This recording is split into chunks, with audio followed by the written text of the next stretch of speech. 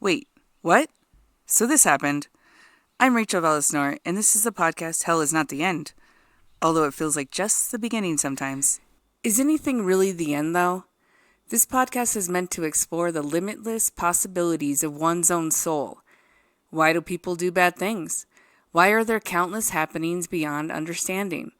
Why, when we are cautioned not to do something, do we just do it anyway? The definition of curiosity, a strong desire to know or learn something. There you have it. I will curiously explore why. Hell is not the end. This week we'll be exploring another amusement park, Six Flags Magic Mountain in Valencia, California. This was another favorite park my family and I visited quite often growing up. This park isn't as family themed as the other parks, but it has more of an excitable thrill feel.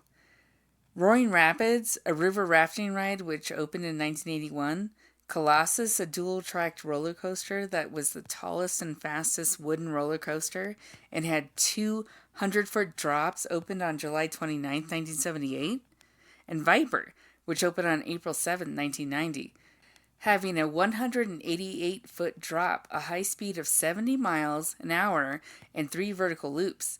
Talk about intense. These were always my favorite rides. Magic Mountain opened on May 29, 1971. It wasn't until 1979 that the park became Six Flags Magic Mountain.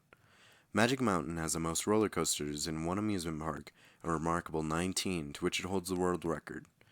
It also has 3 water rides.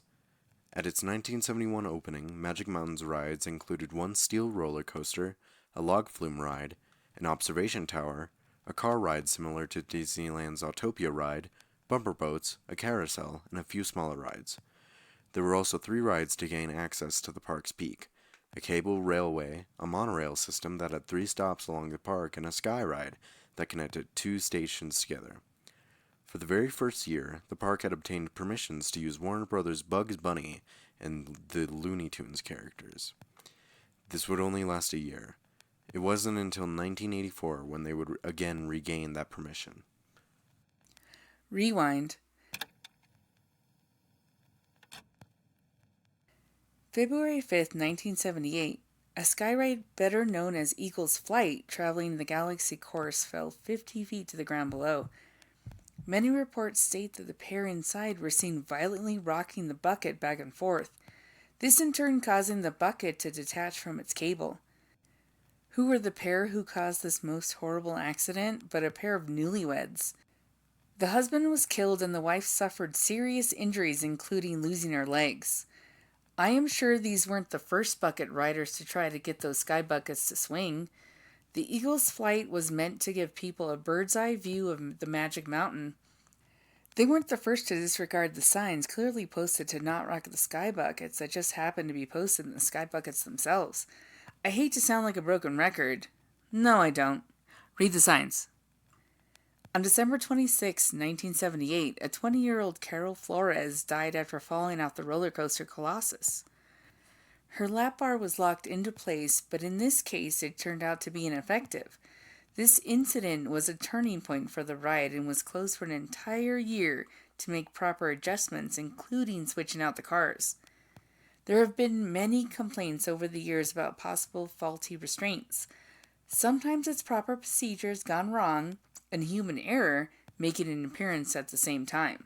In 2006, Six Flags Magic Mountain, there were 109 complaints due to incidents. Injury reports were across the board, from nosebleeds to heat exhaustion to feeling just ill. 18 reports were from blacking out on the Goliath roller coaster. Other complaints were safety related, such as ride operators talking on their cell phones while operating rides. 80 injuries have been reported at Magic Mountain between 2001 and 2006. On June 2, 2001, 28-year-old Pearl Santos suffered a brain aneurysm while riding Goliath, a steel roller coaster also known as one of the first hypercoasters introduced on February 11, 2000. A brain aneurysm is also known as an intracranial aneurysm, which occurs between the underside of the brain and the base of the skull that can leak or rupture, causing life-threatening bleeding. Her family did sue the park, claiming that there were many other complaints of riders feeling ill or feeling there was something off about the ride. Still, the ride continued to operate anyways. Enter another park involving the Goliath Hypercoaster ride. Six Flags Over Georgia, opening on June 16, 1967. It would be the second park built in the Six Flags franchise. Goliath introduced on April 1st, 2006. On July 27, 2006, 45-year-old man from Birmingham, Alabama, died of a heart attack after riding the Goliath. He was alert most during the ride, but when the ride was finished and arrived back at the loading platform, he was unconscious. The autopsy report showed that the man had a congenital heart condition. The ride was down for 2 hours for inspection, but was reopened after finding the ride was operating properly. Enter the Conspiracy Corner.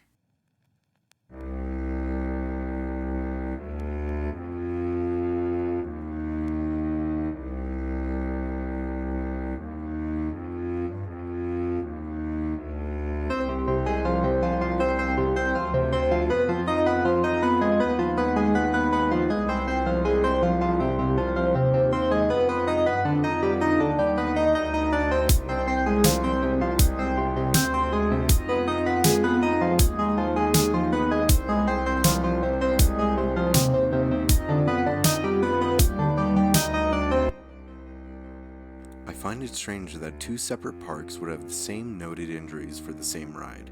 Is it just a coincidence or a flaw in the design? Does it just boil down to certain people with certain conditions that they should just know better? Or whether or not they should take certain chances? Or is it just simply a flaw that needs to be adjusted? Why, when for a number of years, one park receives multiple injury reports before the same ride is set to launch at another park? Not only are all these concerns and injuries noted, but they launch the same ride at the next park anyway. Another couple incidents would take place at Six Flags Over Georgia, this time involving Batman the ride. The first incident occurred on May 26, 2002. A 58-year-old Six Flags foreman had wandered into the area that was a no-access area during the ride's operation. He was struck in the head by a 14-year-old girl's dangling legs and was killed. She was taken to the hospital with leg injuries, but soon recovered. On June 8, 2008, a 17-year-old male from Springfield, South Carolina, had lost his hat while on the ride. He climbed 2 separate 6-foot fences in a restricted area to try and retrieve his hat. He was hit by an oncoming train and decapitated. He was with a companion who was not hurt physically, but can you imagine what he did see? If it didn't send him straight to therapy. Talk about not being able to unsee that. Eesh. Another Six Flags incident would occur May 11, 1984 at Six Flags Great Adventure in Jackson Township, New Jersey. While in the haunted castle, 8 teenagers become trapped while the attraction is being destroyed by fire. The attraction hadn't been updated with sprinklers or smoke alarms. All 8 teenagers die. Six Flags Great Adventures, as well as the parent company Six Flags, would be indicted for aggravated manslaughter, accused of recklessly causing their deaths, their precautions being inadequate to handle such a fire. The defendants denied any such guilt due to the fire being caused by arson, and that no precautions put in place could have prevented arson. They were found not guilty. The story goes that a light bulb had burned out in one of the rooms. A 14-year-old boy lit a cigarette lighter to help find his way through the darkness. The flame ignited the foam rubber padding that was in place to protect people from bumping into the walls. This in turn ignited all the flammable materials throughout the structure. The attraction would be entirely engulfed in flames and would end up being completely destroyed. This story is so horrifically crazy to me, almost like an urban legend or like a cautionary tale. Like this sort of thing happened in all of our towns, and we had all been warned about this sort of thing. My heart goes out to their families. It's such a horrible way to die. Another ride closer to my current home this time involves another Six Flags park. Well, kind of. Elitch Gardens. Not built by Six Flags, but bought by them in 1998 and operated until 2006. Of course, my story happens just before the sale on August 2nd, 1997. The Sidewinder would be Colorado's first looping roller coaster. It is a launch shuttle loop that speeds into a drop, into a vertical loop, up another hill, and then proceeds to run the course backwards. Now this, without a doubt, is my favorite ride at this park. But 45-year-old Donna Reynolds was a Sidewinder ride operator. The incident took place about 30 minutes before the ride opened. She had given the all-clear sign to start the coaster. She then proceeded to step out of the operator's booth into a restricted area. She apparently seemed like she was leaning over, maybe like she was trying to pick something up. When the train was released, she then stepped backward and fell 30 feet to the ground below, killing her. After the incident, nothing in the restricted area was found that she may have been reaching for.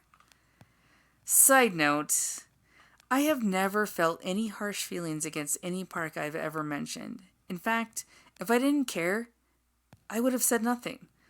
Not only is life itself fascinating, but all the what ifs. I think it's fair that people know what they can be getting into. But I also think it's fair that to let everybody live their own lives. Be cautious in your own way and live your life. My hope is that no one has to live in fear ever. As always, I will never give up. And read the signs. Special thanks to all the reading materials I could get my hands on, internet mostly. Thanks to Fandom and wikipedia.org. Thanks so much for listening. I am Rachel Velis, and this is the podcast, Hell is Not the End.